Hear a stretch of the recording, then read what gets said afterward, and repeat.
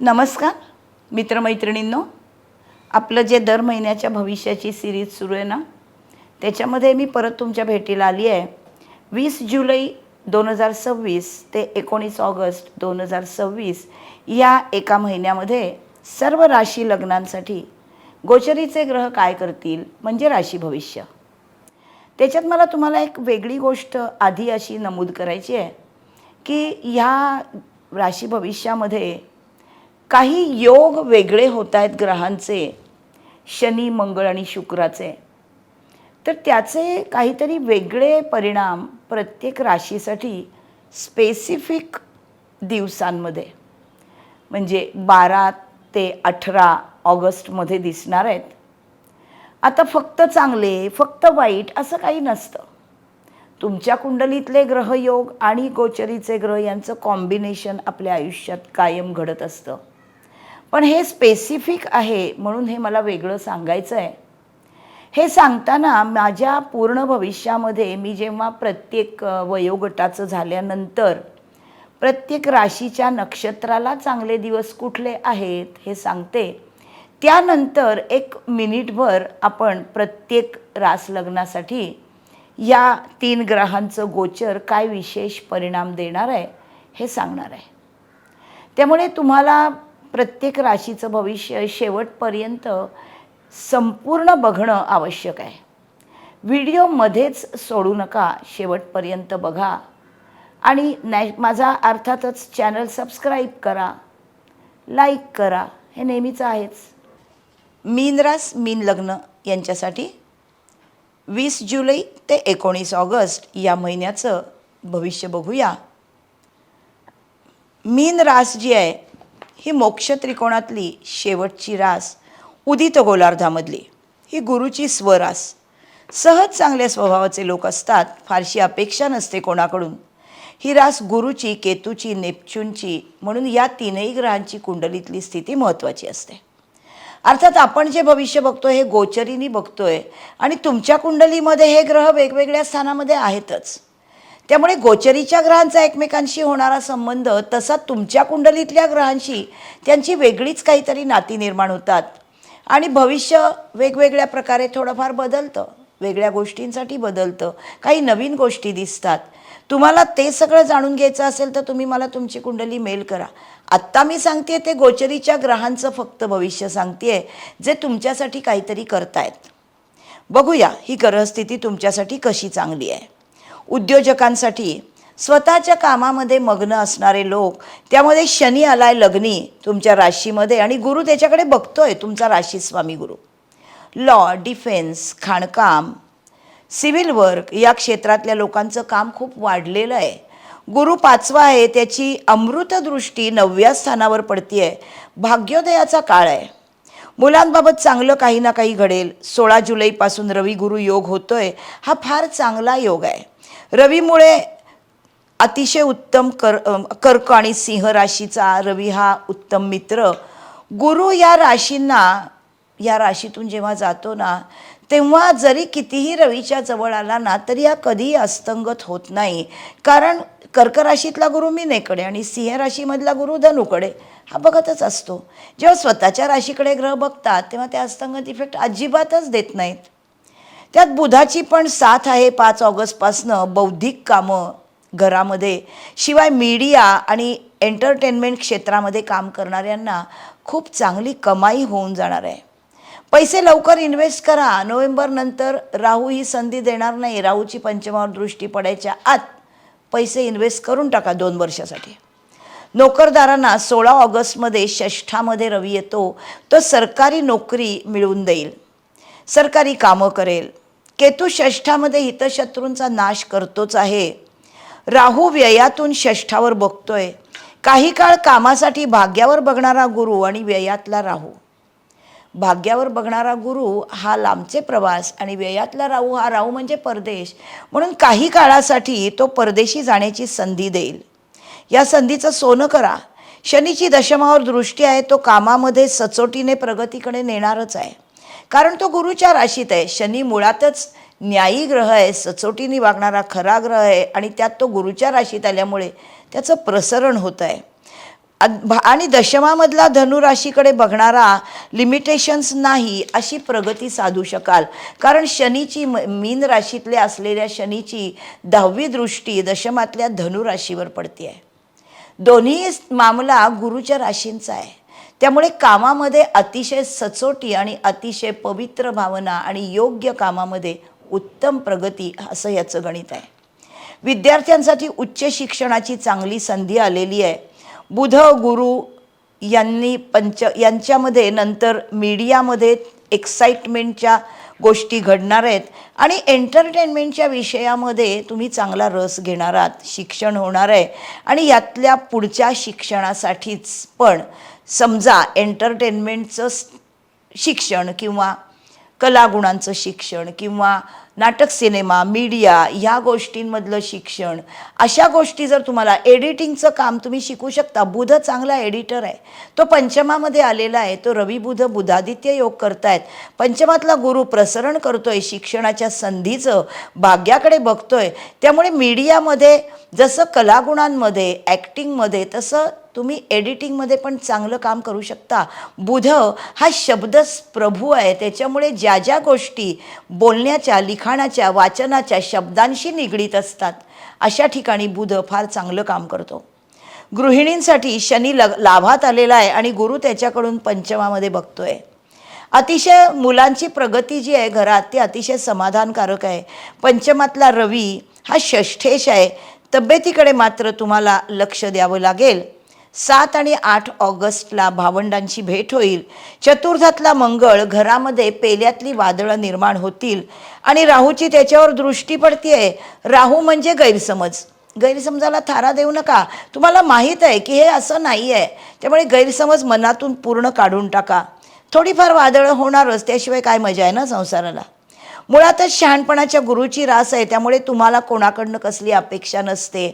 पण मनाचा क्षोभ होऊ देऊ नका. तो होतो, कधी कधी होतो ना. राग येतो कधी कधी. राग हा माणसाचा शत्रू आहे तुम्हाला माहीत आहे, पण तुम्ही माणूस आहात त्यामुळे तुम्हाला राग येतो. त्याचा जास्त परिणाम होऊ देऊ नका. तुमच्या कायमची गोष्ट ही कुठलीही नाही आहे हे तुम्हाला माहीत आहे, त्यामुळे गैरसमजाला थारा देऊ नका. कुटुंबासाठी धनेश मंगळ चतुर्थामध्ये आहे. जमिनी संबंधीची नीट होतील सगळी कामं, कारण मंगळ जमिनीचा कारक आहे. कौटुंबिक नात्यांमध्ये मात्र हा मंगळ जरा उलथापालथ करतो, कारण मंगळ हा शांतग्रह नाही आणि तो भांडणाचा कारक आहे. त्याच्यामुळे जरी गृहकलह हा करतो हे माहीत आहे, तरी तुम्ही अतिशय शांत स्वभावाचे असल्यामुळे आणि मंगळ तुमचा मित्र असल्यामुळे तुम्ही त्याला फारसं गृहकलहाचं रूप येऊ देणार नाही. परदेशी जाण्यासाठी भाग्याकडे बघणारा गुरु आणि व्ययातला राहू परदेशी जाण्याची संधी, फिरायला जाऊ शकता परदेशात. वास्तुयोग मंगळ जमिनीचा योग आणतोय. राहू खर्च करतोय, तब्येतीवर मात्र लक्ष द्यायचं आहे. जेव्हा खर्च जमिनीसाठी तुर्तामध्ये करू नका, जरा थांबा. गुरुची साथ असल्याशिवाय कुठलंही घराचं काम चांगलं होईल याची खात्री नसते. 20 ते 40 वयोगटातल्या लोकांसाठी जुलैच्या शेवटच्या आठवड्यात कामामधून खूप समाधान मिळेल. गुरु इन्व्हेस्टमेंटची बाजू उत्तम सांभाळतोय. मुलांकडून चांगल्या प्रगतीच्या गोष्टी घडल्या आहेत. सुख सुख म्हणतात ते हेच असं वाटेल. 40 ते 60 वयोगटातल्या लोकांना मुलांचं सुख तर मिळतायतच, मुलांकडून खूप चांगली सरप्राईजेस मिळतील. मुलं मोठी असतील तर त्यांना संततीचा योग, तुम्हाला नातवंडाचा योग आहे. दशमेश षष्ठात जाईल नोव्हेंबरमध्ये 2 महिन्यासाठी. तेव्हा मंगळही तिथे येईल, तर नोकरीमध्ये खूप मोठ्या संधी येतील. पण आता तुमच्या स्वभावाप्रमाणे शांत बसूया का नोकरीमध्ये, कारण तुम्ही आता रिटायरमेंटच्या जवळ आला असाल तर असा विचार तुमच्या मनात येणं रास्त आहे. नोकरीतून रजा घेऊया का असा विचार तुम्हाला अस्वस्थ करेल. जूनपर्यंत शनी तब्येतीची थोडी थोडी तक्रार आणतोय. घरामधून पण तगादा असेल की आता बास करा, घ्या रिटायरमेंट. 60 ते 90 वयाच्या लोकांना रिटायर्ड सेवानिवृत्ती म्हणजे काय, तर फक्त पैसे मिळवण्याच्या कामातनं निवृत्त. बाकी निवृत्ती कसली? कामामधून निवृत्ती कधीच घेत नाही गुरुची रास.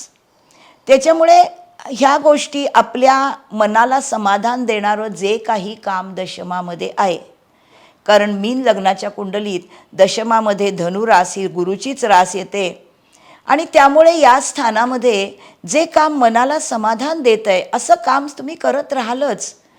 तुम्ही त्या कामामधून रिटायरमेंट घेणं शक्य नाही, कारण गुरु हा अग्नितत्वाचा पण आहे ना, जलतत्वाबरोबर.